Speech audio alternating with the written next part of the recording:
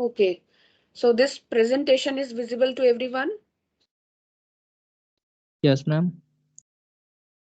So today we will discuss the practicals where we will determine the amount of vitamin C which is present in the given sample.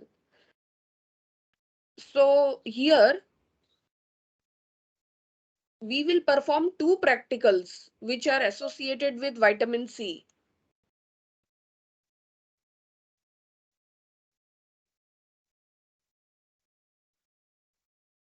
तो सबसे पहले हम आपको एक sample देंगे orange juice का। Orange juice का tetra pack market में अवेलेबल होता है ना, आप मुझे ब्रांड नेम बता सकते हो?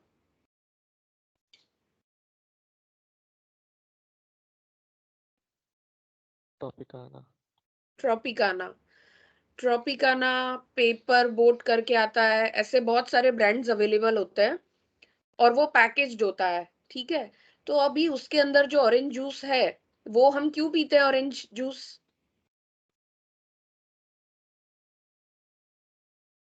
टेस्ट अच्छा लगता है। कई बार पेशेंट्स को वो देते हैं हम। ठीक है, फिटनेस के लिए यूज होता है, बहुत रिफ्रेशिंग होता है, ऐसे बहुत सारे रीजंस होते हैं। तो हम ऑरेंज जूस इसलिए पीते हैं because it is a rich source of vitamin C. तो इसीलिए बहुत ही इंपॉर्टेंट हो जाता है कि हम किस तरीके का ऑरेंज जूस पी रहे हैं।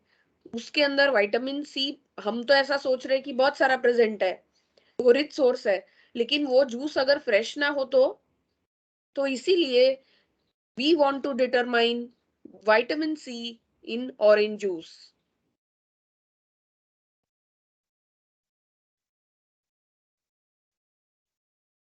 So we will see few facts.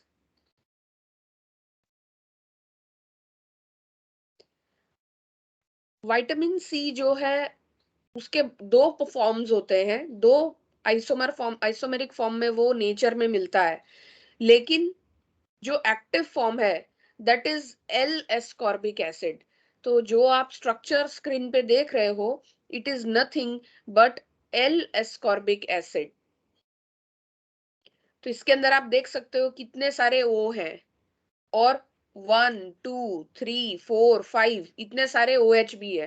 तो इसीलिए इसकी वाटर सॉल्युबिलिटी भी बहुत अच्छी होती है। तो कुछ विटामिन होते हैं जैसे विटामिन ए है, रेटिनॉल, या विटामिन बी है, या विटामिन के है, या विटामिन डी है।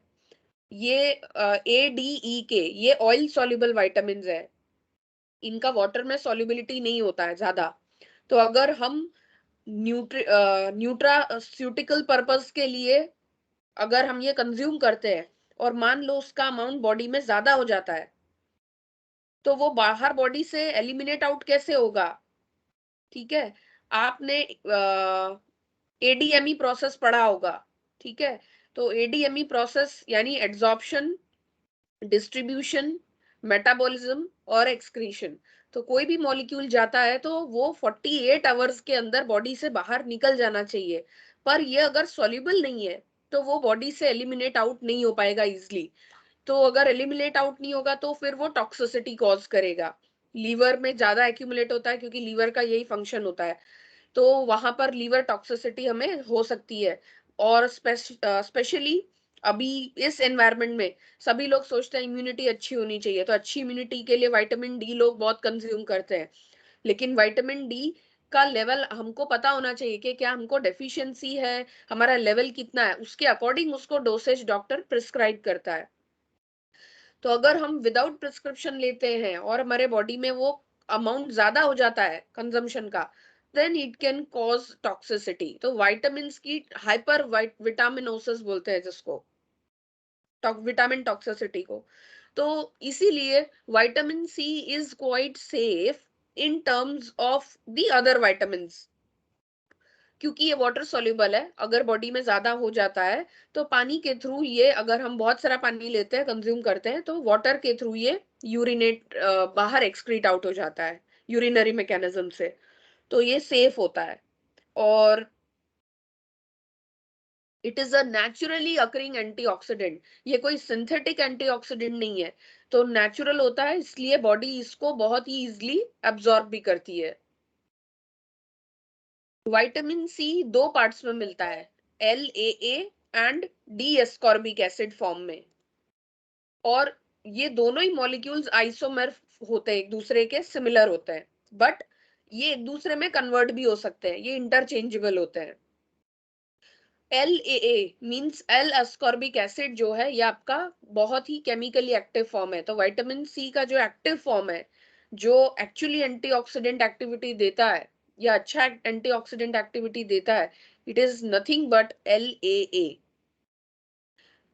So that is why we use it as an potent antioxidant drug. उसको हम एक एंटीऑक्सीडेंट की तरह यूज करते हैं।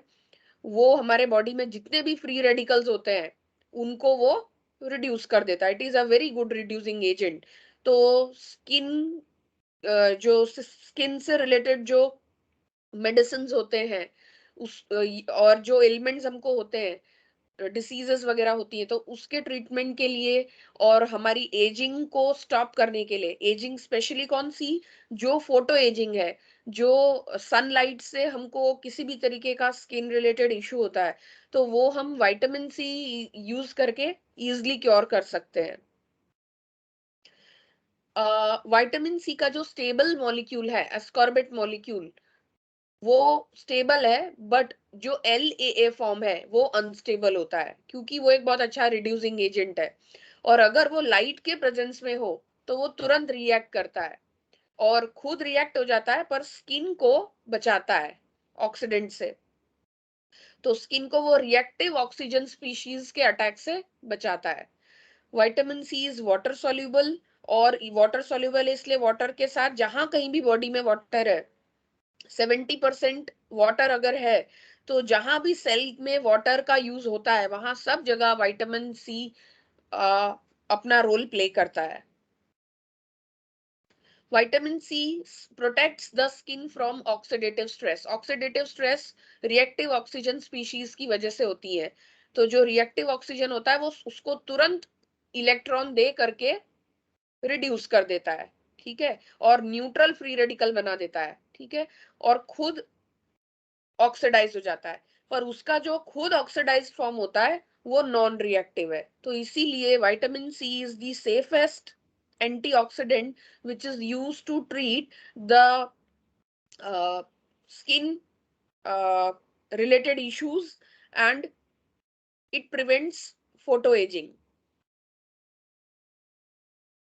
विटामिन सी का जो ऑक्सीडाइज फॉर्म है उसको हम वापस से कन्वर्ट कर सकते हैं, और वापस कन्वर्ट करने के लिए हमको एक एंजाइम चाहिए which is dehydro ascorbic acid reductase, और ये एंजाइम जो है ग्लूटाथायोन के प्रेजेंस में वर्क करता है।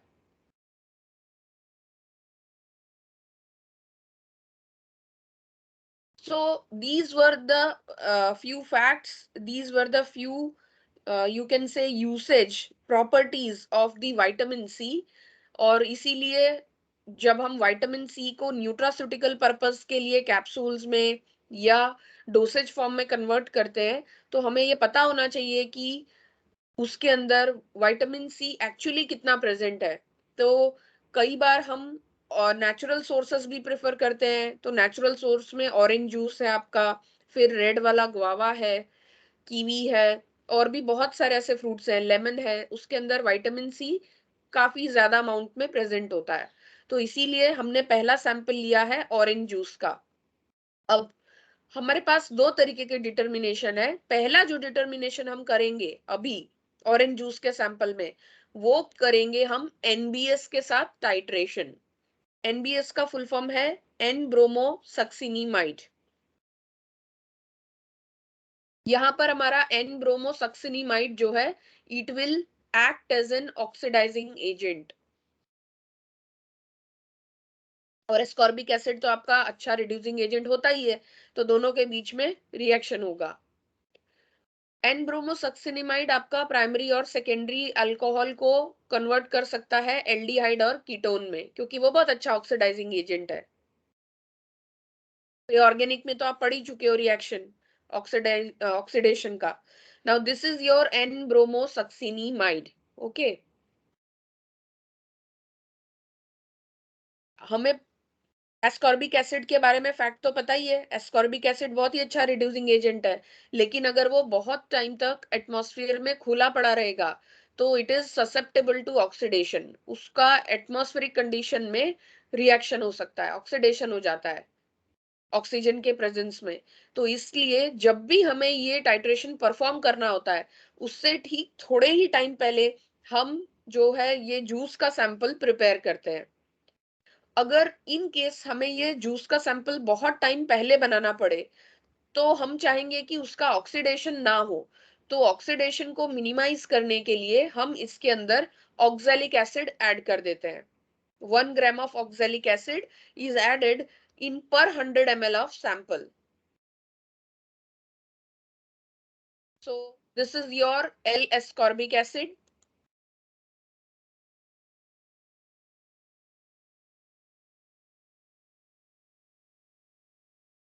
It has lots of OH, and then this will react with N-bromosuccinimide to give you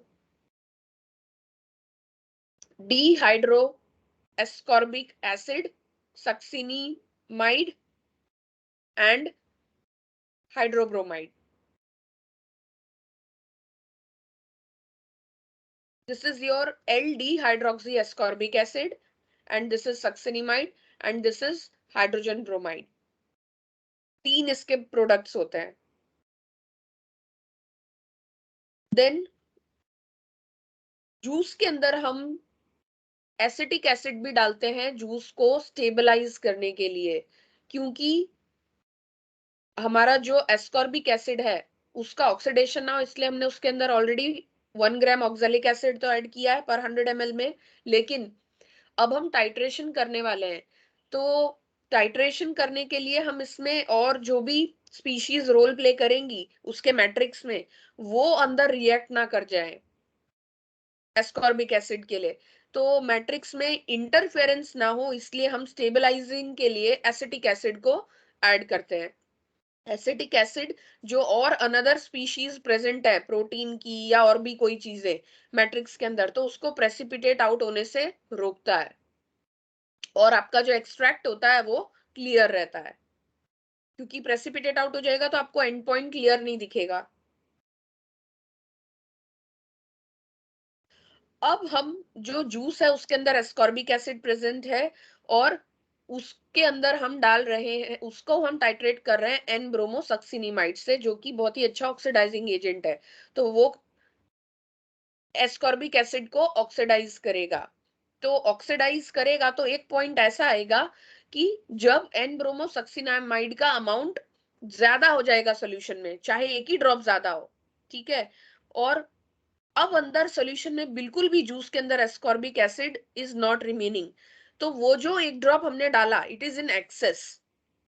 तो हम कैसे ये इंडिकेट करें कि रिएक्शन कंप्लीट हो गया है? तो इसीलिए हम जूस के अंदर पहले ही थोड़ा सा एक्सेस ऑफ के आई ऐड कर देते हैं, पोटेशियम आयोडाइड. ओके, और उसके अंदर हम starch as an indicator add कर देते हैं.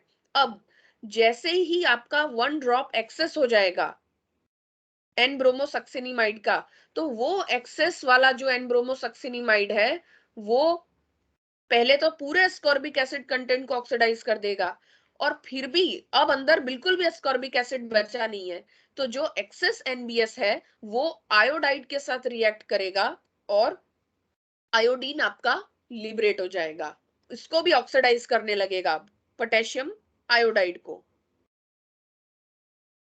So you will get iodine. और आयोडीन स्टार्च के प्रेजेंस में ब्लू कलर देता है, इसलिए immediately your solution will be turned into blue colour. So that is why few drops of starch solution is added before we begin the titration process. So this concept is clear to everyone?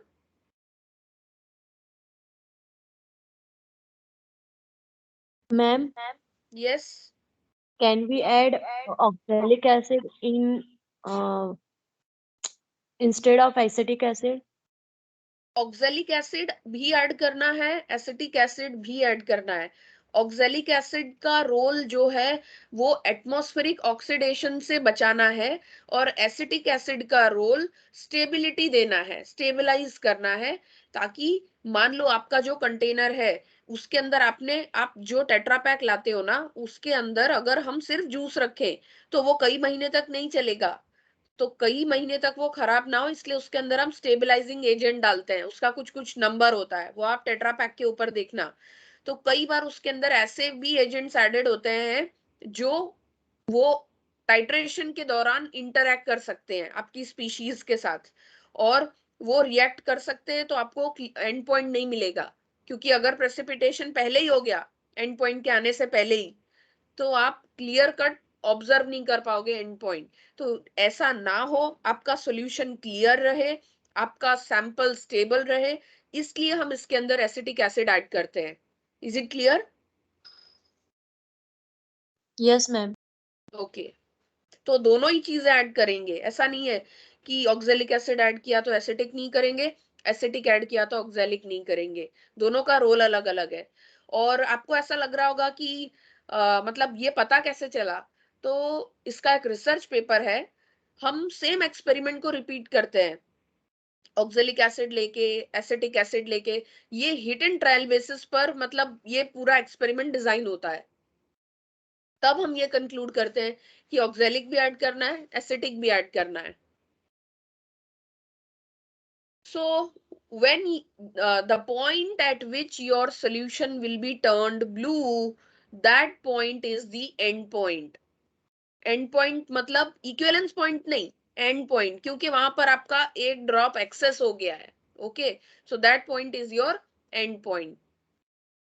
अगर इस titration में कोई दूसरा reducing substance है, वो N ब्रोमोसक्सिनेमाइड के साथ interact नहीं करना चाहिए। क्यों? क्योंकि अगर वो उसके साथ इंटरैक्ट करेगा तो केआई में से जो आयोडीन लिबरेट होना है वो लिबरेट नहीं होगा, क्योंकि उससे पहले आपका रिड्यूसिंग एजेंट एनबीएस के साथ रिएक्ट हो जाएगा। Are you getting me? तो ये सारा आपका प्रोसीजर है। So just a minute.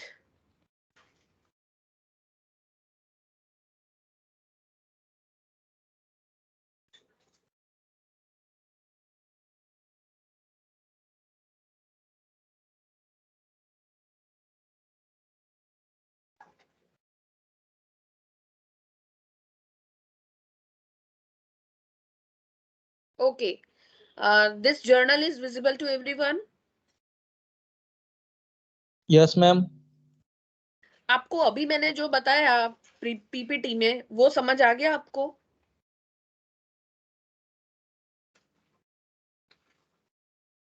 ये एक तरीके का रिडॉक्स रिएक्शन हम कर रहे हैं, रिडॉक्स टाइट्रेशन है।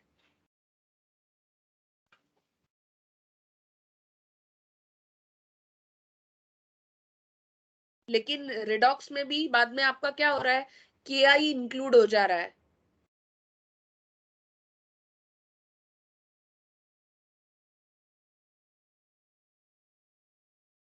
ओके, अब हम जर्नल देख लेते हैं।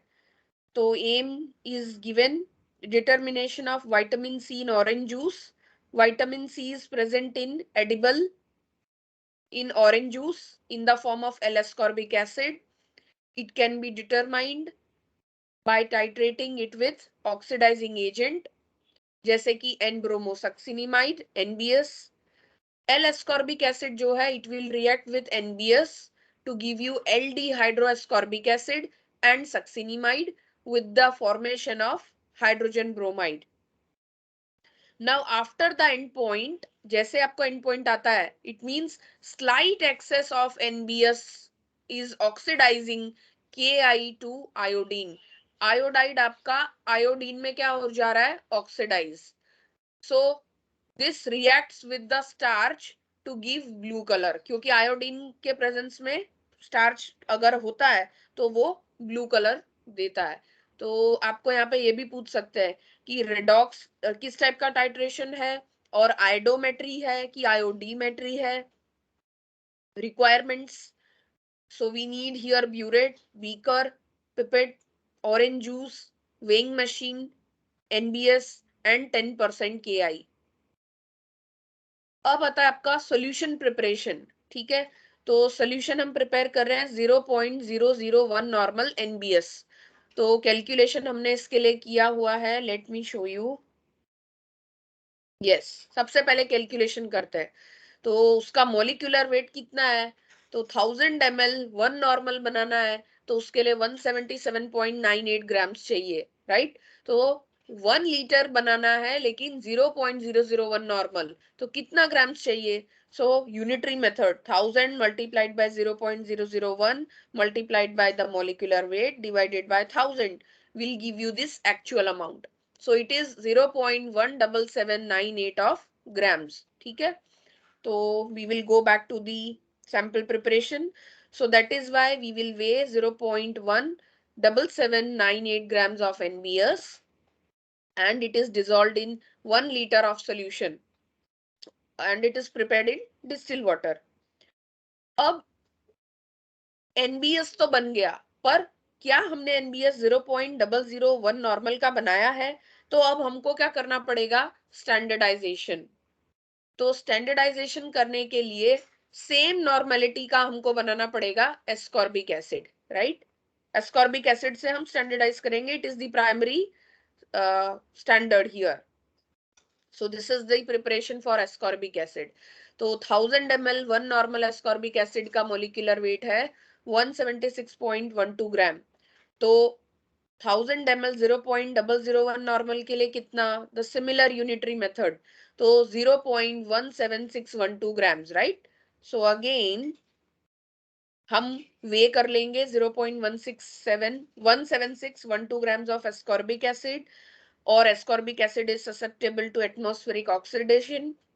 So we will add here 2 grams of oxalic acid. क्यों, क्योंकि 100 ml में 1 ग्राम ऐड करना था, पर हम तो 1 लीटर का बना रहे हैं, तो इसलिए हम 2 ग्राम ऑक्सैलिक एसिड डाल देते हैं. ठीक है, अब आप बोलोगे कि 20 ग्राम डालना चाहिए था, 20 ग्राम बहुत ज्यादा हो जाएगा, और इस वजह से हमने 2 ग्राम्स डाला है. और फिर हमने सॉल्यूशन को 1000 ml या 1 लीटर तक प्रिपेयर कर लिया है, मेकअप कर लिया है विद डिस्टिल वाटर.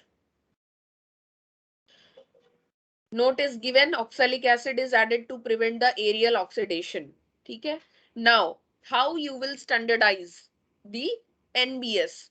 तो NBS को standardize करने के लिए 10 ml ascorbic acid जो standard आपने बनाया है उसको आप conical flask में ले लो, उसके अंदर आप excess of KI डाल दो. So हमने अंदर ऐड किया है 5 ml 10% KI solution.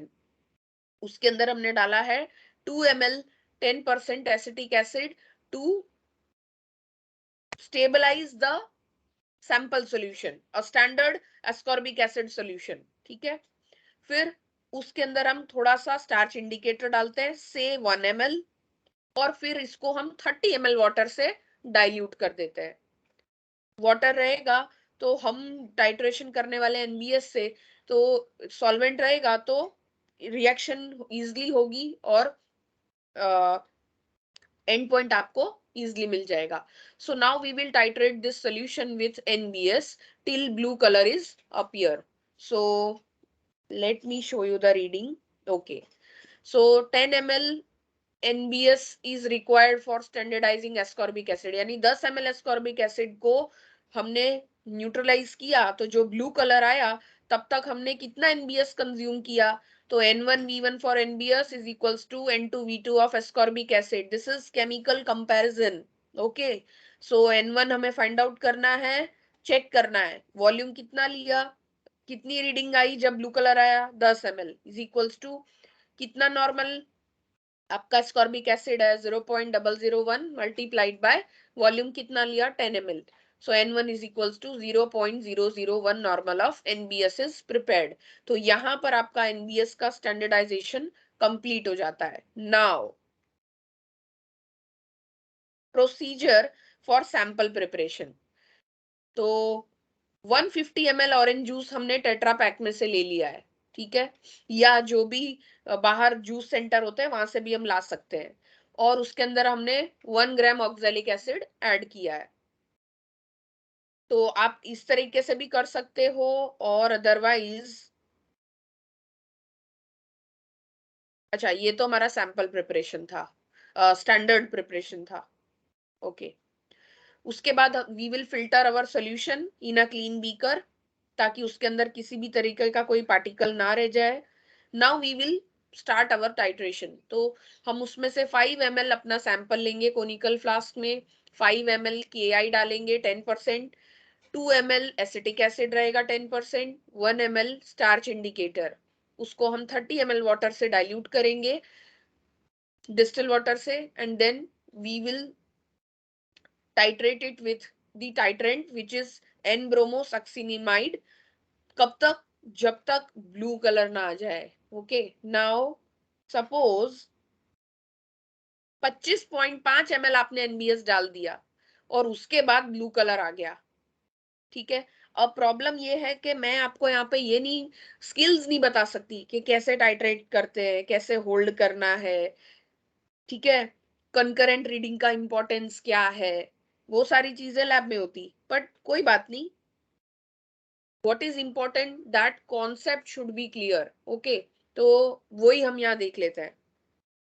तो जैसे ही हमने 25.5 ml NBS ऐड किया, ठीक है, वैसे ही टाइट्रेशन के बाद हमारा कलर चेंज हो गया, ब्लू कलर, ठीक है। तो इसका मतलब क्या हुआ कि 1000 ml 1 नॉर्मल NBS को टाइट्रेट करने के लिए मुझे इतने grams of L ascorbic acid चाहिए। क्यों इतना चाहिए? क्योंकि मेरा नॉर्मेलिटी कितना होना चाहिए, सेम, उसके लिए 176.12 ग्राम्स चाहिए, राइट। तो 25.5 ml 0.001 नॉर्मल एनबीएस के लिए कितना, कितने अमाउंट ऑफ एस्कॉर्बिक एसिड को वो न्यूट्रलाइज करेगा? तो again we will apply the unitary method, 25.5 ml multiplied by 0.001 into 176.12 divided by 1000. So after calculation, you will find it to be some number. Let me see if it is given here. No, that page is missing from this journal.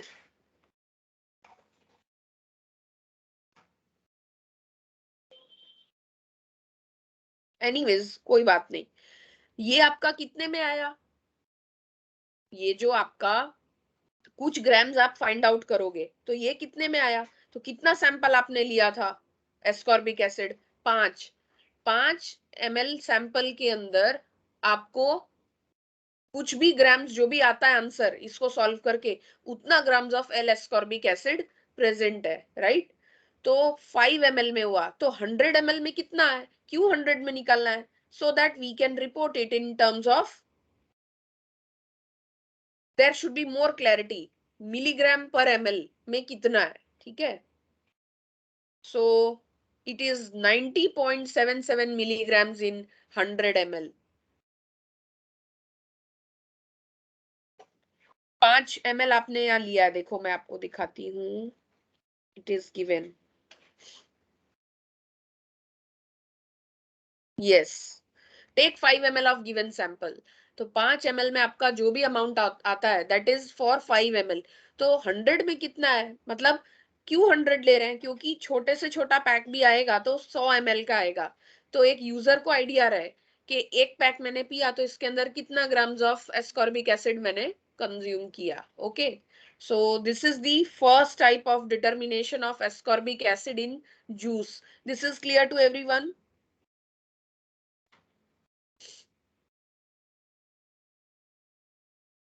Yes, ma'am. Okay, now we will go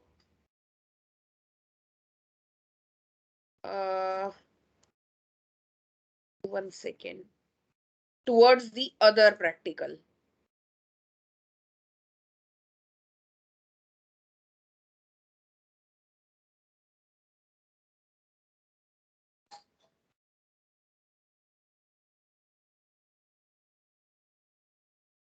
Okay,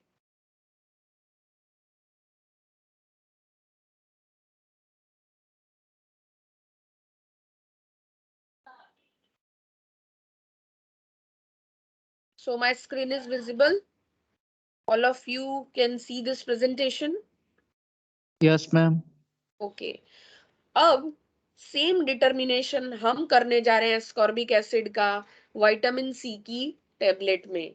तो याद रखना 100 ml आपने पिया तो अंदर 90 point something milligram था ना ascorbic acid, ठीक है। अभी हम देखते हैं इसमें कितना होता है। अच्छा, इसको हम दूसरे मेथड से डिटर्मिनेशन करेंगे। यहाँ पे हम करने वाले हैं use acid base neutralisation reaction का, ठीक है। तो एसिड आपका बेस के साथ रिएक्ट करेगा, वाटर प्रोड्यूस करेगा और salt.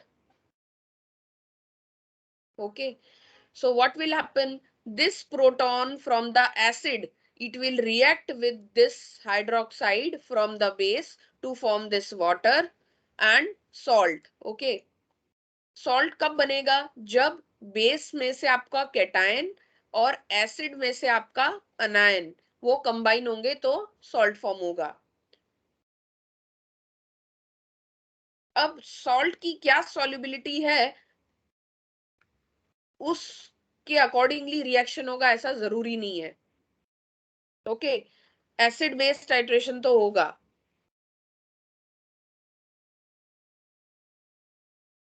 Now you might be knowing कि ग्रेजुएशन में अगर आपने देखा है एसिड और बेसेस, तो मोस्ट ऑफ जो एसिड्स हैं या बेस हैं वो कलरलेस होते हैं। तो अगर हम दोनों को मिक्स करें तो हमें दिखाई नहीं देगा कि दोनों इक्वल कब हुए, या पानी बना या अंदर सॉल्ट बना, हमें कुछ दिखेगा नहीं। तो ये पता कैसे चलेगा कि टाइट्रेशन कंप्लीट हो गया है। तो टाइट्रेशन को ट्रैक करने के लिए, रिएक्शन के कंप्लीशन को ट्रैक करने के लिए हम उसके अंदर एक इंडिकेटर डालते हैं। To monitor the progress of the neutralisation reaction we will add an acid base indicator.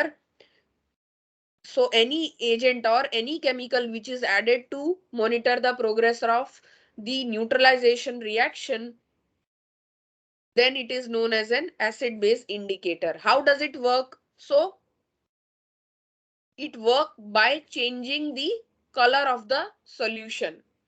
Why does there will be change in the color of the solution? So that change in color will depend upon the pH of that titration. जैसे ही जिस भी point पे वो दोनों equal होते हैं उस point पर आपका जो इंडिकेटर है उस पीएच पर उसकी जो भी स्पीशीज बनती है उसका कलर पहले वाले के कंपैरिजन में अलग होना चाहिए, तभी आप ये रिएक्शन प्रोग्रेस कर पाओगे। So here we will use common indicator, that is phenolphthalein. Phenolphthalein is colorless in acidic medium, ये हमने कल पढ़ा था। और न्यूट्रल सॉल्यूशन में भी वो कलरलेस होता है, बट जैसे ही पीएच आपका 8.5 के ऊपर जाता है या कभी कभी 8 के ऊपर, तो वैसे ही आपका फिनोफ्थलीन पिंक कलर देता है। So it gives pink in basic medium or alkaline solution. So when we will perform this titration, we will add the indicator and then we will gradually perform the titration until we get the endpoint. So endpoint is indicated by change in the color of the solution. So as soon as we will observe the change in color, it means it is a signal that our neutralization reaction is completed. तो phenolphthalein तभी pink होगा जब आप access of titrant डालेंगे। Access, अगर access नहीं हुआ, दोनों बराबर हैं, तो कलर नहीं आएगा। लेकिन जैसे ही दोनों में से कोई भी चीज एक्सेस हो जाएगी, कोई भी मतलब मान लो अगर आपने एसिड लिया है कोनिकल में और आप बेस से टाइट्रेट कर रहे हो, तो बेस आप 1 ड्रॉप डालोगे तो 1 एसिड मॉलिक्यूल न्यूट्रलाइज हुआ, 2 ड्रॉप डालोगे तो 2 ड्रॉप एसिड हुआ।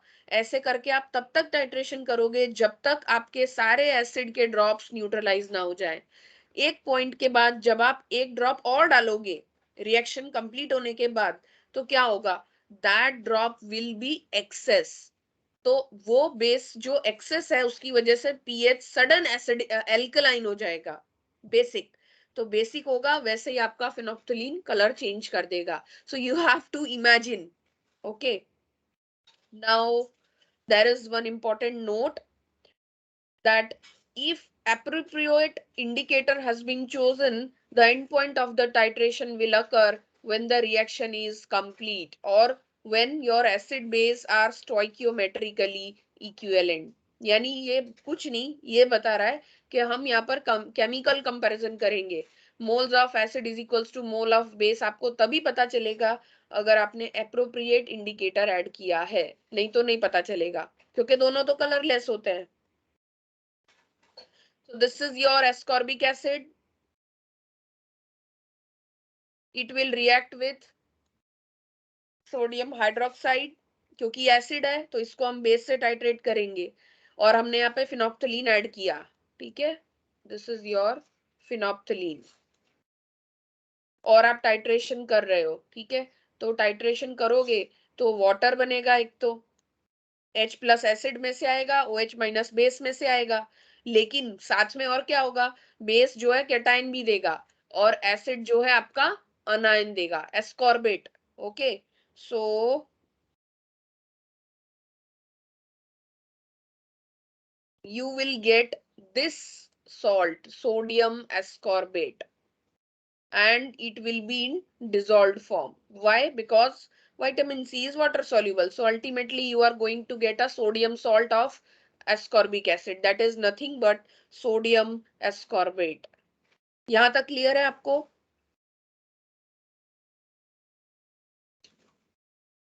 Then I will proceed further.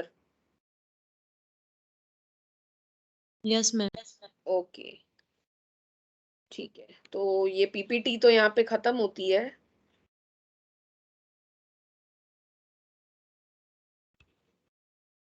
We will go back to our journal. So now I hope you can see this experiment number 8, determination of ascorbic acid in vitamin C tablets. तो जो requirements है वो है burette की, pipette की, beaker, funnel, sodium hydroxide और vitamin C की tablets. अब हमें प्रिपेयर क्या करना है, सबसे पहले तो एस्कॉर्बिक एसिड का स्टैंडर्ड बनाना है. ठीक है, तो स्टैंडर्ड बनाने के लिए अभी हमने कैलकुलेशन किया है, वो मैं आपको दिखा देती हूँ. So this is the calculation. हम यहाँ पे प्रिपेयर कर रहे हैं 0.1 नॉर्मल एस्कॉर्बिक एसिड. कितना? 1000 ml 1 लीटर. तो 1000 ml 1 नॉर्मल के लिए 176.12 ग्राम्स चाहिए. तो 0.1 नॉर्मल के लिए कितना? Again simple unitary method. So 17.612 grams is required. Okay, now that is why we will write here weight 17.612 grams of powdered ascorbic acid in 1000 ml of hot water. उसके बाद ये आपका ascorbic acid बन गया. Now take 10 ml. ये journal में हमने 10 ml भी परफॉर्म किया है और 5 भी किया है, इसलिए आपको दोनों कभी कभी देखने को मिलेगा. पर दोनों में हमने चेक किया है कि ऐसा तो नहीं है 10 में ही रिजल्ट्स आता है, 5 में नहीं आता है. सो 5 लेके भी परफॉर्म किया है. तो डोंट गेट कंफ्यूज्ड. अगर 10 ml लेते हो तो फिर कैलकुलेशन में 10 यूज करना accordingly. So here 10 ml of sample is taken in conical flask और उसके अंदर हमने few drops of phenolphthalein indicator add किया है and then we have titrated it with 0.1 normal NaOH और जो भी रीडिंग आती है उसको हम नाम देते हैं V1 ml. Okay, so this is the calculation, sample calculation. 1000 ml 1 normal NaOH के लिए जस्ट अ मिनट. ओके, ये टाइट्रेशन आप परफॉर्म कर रहे हो सोडियम हाइड्रोक्साइड से, right? So your sodium hydroxide should be standardised. उसको स्टैंडर्डाइज करना पड़ेगा. तो कैसे स्टैंडर्डाइज करेंगे? तो KHP, पोटेशियम हाइड्रोजन थैलेट, वो एसिड की तरह भी बिहेव करता है और बेस की तरह भी. वो कल आपको मैंने दिखाया था. ठीक है, तो यहाँ पर हम आज NaOH को स्टैंडर्डाइज कर रहे हैं. तो again 2 grams of KHP is taken in the beaker. It is diluted with water, 10 ml water. और उसके सामने हमको रीडिंग मिलती है 14.5 ml, ठीक है। तो 1000 ml 1 नॉर्मल NaOH के अगेंस्ट कितना KHP है, इतना मिलीग्राम्स ऑफ। तो 14.5 ml जो हमने टाइट्रेट किया KHP और सोडियम हाइड्रोक्साइड, उसके लिए कितना ग्राम्स ऑफ KHP रिक्वायर्ड है, राइट। तो this X normality is 0.067 normal of NaOH। ये हमने इक्वेट किया। This multiplied 1000 into 1 into 0.2 is equals to 14.5 into x into 204.23। तो नोन वैल्यू एक साइड आ जाएगा, अननोन वैल्यू एक साइड आ जाएगा। तो कैलकुलेशन से पता चला, स्टैंडर्डाइजेशन से, कि NaOH तो आपका 0.1 नॉर्मल है ही नहीं। कितना है? 0.067 नॉर्मल। तो अब हम कैलकुलेशन में ये यूज करेंगे, ठीक है। तो अब हमने एस्कॉर्बिक एसिड का जो प्रिपरेशन किया था टैबलेट से, वो ले लेंगे 10 ml, ओके। और उसके अंदर फिनोप्थलीन डालेंगे और उसको टाइट्रेट करेंगे 0.067 नॉर्मल NaOH से। तो 1000 ml 1 नॉर्मल NaOH के सामने कितना ग्राम एस्कॉर्बिक एसिड चाहिए? मतलब 1000 ml 1 नॉर्मल के सामने 1000 ml 1 नॉर्मल एस्कॉर्बिक एसिड चाहिए। और वो कैसे बनता? तो 176.12 ग्राम से। तो इसीलिए हमने यहाँ 176.12 ग्राम लिखा। तो 12.3 ml वॉल्यूम यूज हुआ आपका NaOH का। टाइट्रेशन का जो रीडिंग आया आपका, पिंक कलर जो आया, वो 12.3 ml पर आया। तो 12.3 ml और 0.07 नॉर्मल NaOH अगर यूज करेंगे तो अंदर कितना ग्राम्स ऑफ एस्कॉर्बिक एसिड है? So this will become 12.3 multiplied by 0.067 multiplied by 176 divided by 1000 into 1। So it is 0.145 grams ascorbic acid in 10 ml, क्योंकि हमने 10 ml सैंपल लिया था। तो 10 ml के अंदर इतना ग्राम्स प्रेजेंट है। और हमने कितना बनाया था एस्कॉर्बिक एसिड? 1 लीटर, ठीक है। तो 1 लीटर के अंदर कितना प्रेजेंट है? तो 1000 ml में कितना? तो 1000 ml के अंदर करने के लिए हम इसको मल्टीप्लाई कर देंगे with unitary calculation. So it comes as 14.51 gram. So 14.51 gram of ascorbic acid is present in 1 liter sample. So अब इसको हम परसेंटेज में कैलकुलेट करते हैं, राइट। तो दिस विल बिकम 14.51। 17.612 कहाँ से आया? ओके, सो वो आता है यहां से, देखो। हमने 0.1 नॉर्मल एस्कॉर्बिक एसिड बनाया ना, तो 0.1 का 1 लीटर सैंपल बनाया था। तो 0.1 नॉर्मल 1 लीटर सैंपल बनाने के लिए इतना ग्राम्स ऑफ एस्कॉर्बिक एसिड लिया था, 17.612। सो दैट इज व्हाई अगर 17.612 ग्राम्स में इतना प्रेजेंट है एस्कॉर्बिक एसिड, तो 100 ग्राम्स में कितना होगा? So this will become 14.51 upon 17.612 multiplied by 100 is equals to 82.38%, right? ये आपका वेट बाय वेट में है। क्यों? क्योंकि ये टेबलेट बनाया है, टेबलेट का वेट हमने चेक किया है। देखो, this is tablet. So this is your result.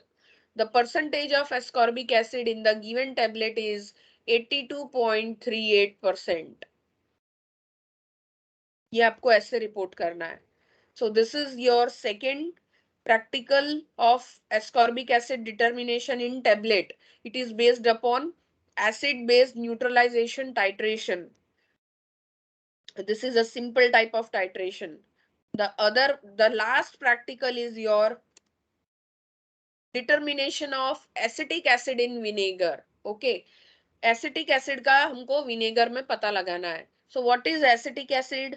ऐसा आपको वाइवा में पूछेंगे तो बताना है आपको। It is the second smallest carboxylic of carboxylic acid. First one is your formic, second one is your acetic acid, ethanoic acid. Okay, अच्छा, vinegar में हमको एसिटिक एसिड का पता क्यों लगाना है? क्योंकि विनेगर को बहुत सारे फूड इंडस्ट्रीज में हम यूज करते हैं।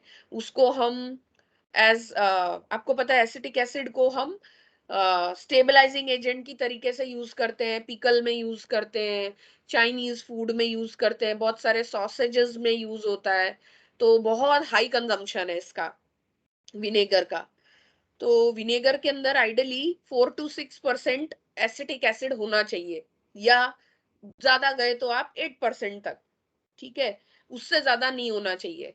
तो that is why we need to check, या 4% से कम नहीं होना चाहिए। so that is why we need to determine the sample of vinegar for acetic acid. Again here we will use simple acid base titration, so the acid content can be determined here by titrating it with 0.1 normal NaOH. requirement में क्या है? Vinegar चाहिए, sample के लिए 0.1 normal NaOH चाहिए, phenolphthalein चाहिए।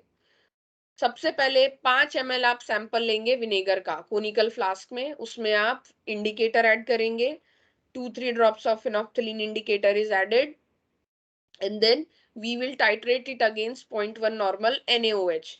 So you will get the color change from colorless to pink. जो भी रीडिंग आपका आता है ml में उसको आप V1 लिखेंगे, ठीक है।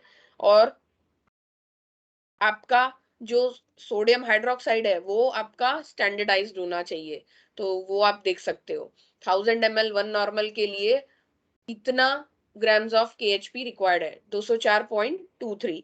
तो जो रीडिंग आई स्टैंडर्डाइजेशन की 10, वो कितनी आई 10.5, तो 10.5 के लिए कितना रिक्वायर्ड है? तो क्रॉस मल्टीप्लीकेशन, नोन वैल्यू एक साइड, अननोन वैल्यू एक साइड, तो आपका नॉर्मेलिटी आता है NaOH का 0.09 नॉर्मल, क्योंकि ये केमिकल कंपैरिजन है, ओके। तो इसीलिए हम यहाँ क्रॉस मल्टीप्लीकेशन करते हैं, N1V1 is equals to N2V2। तो ये आपकी NaOH की कैलकुलेटेड नॉर्मेलिटी हो गई। अब आप सैंपल का टाइट्रेशन सोडियम हाइड्रोक्साइड से करते हैं, ठीक है। तो आपका suppose 18.3 ml sodium hydroxide use होता है, तो सोल्यूशन का कलर पिंक टर्न हो जाता है। ऐसा आपको 3 रीडिंग चाहिए कॉन्करेंट, ओके, मतलब रिप्रोड्यूसिबल है आपके रिजल्ट, इसलिए। So we will now do the calculation. तो अगर 1 नॉर्मल NaOH चाहिए मुझे 1 लीटर, कितना? तो 1 नॉर्मल 1000 ml एसिटिक एसिड को टाइट्रेट करने के लिए, तो फिर वो कैसे बनेगा? तो 60 ग्राम्स ऑफ एसिटिक एसिड ले लेंगे तो बन जाएगा। तो रीडिंग है आपका 18.3, तो 18.3 ml के लिए कितना रिक्वायरमेंट है? So it will become 18.3 into 0.09 multiplied by 60 divided by 1000। तो आपका वैल्यू आता है 0.098 ग्राम्स। पर 0.098 ग्राम्स किस में है?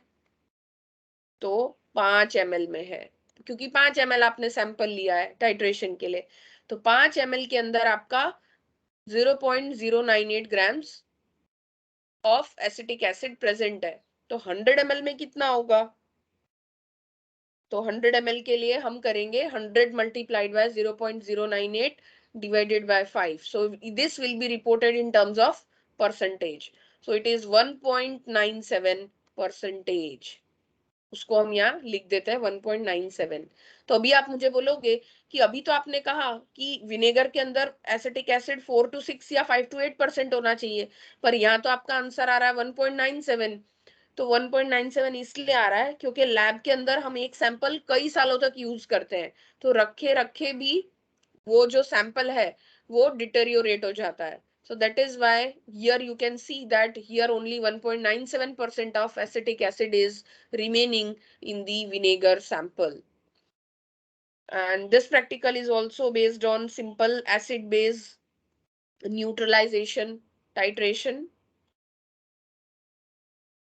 So here now we complete our all 6 practicals, or today I will share the link of these practicals, and आप वो YouTube पे देख सकते हो प्रैक्टिकल्स कैसे परफॉर्म करना है, ताकि आपको और भी क्लैरिटी आ जाए। अब इसके रिगार्डिंग आपका कोई डाउट है तो आप पूछ सकते हो, अदरवाइज और जो भी कुछ पूछना है, बाकी तो we have completed our practicals and I wish you all the best for your practical exams, और आप इसका थ्योरी भी अच्छे से प्रिपेयर करना।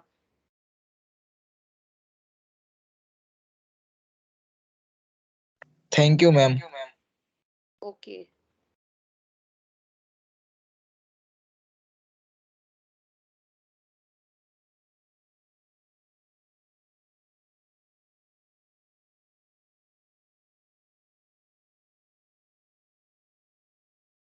अगर आपको अच्छे से समझ आ गया है, कोई भी डाउट नहीं है, तो then we can end our meeting here and I will stop the recording.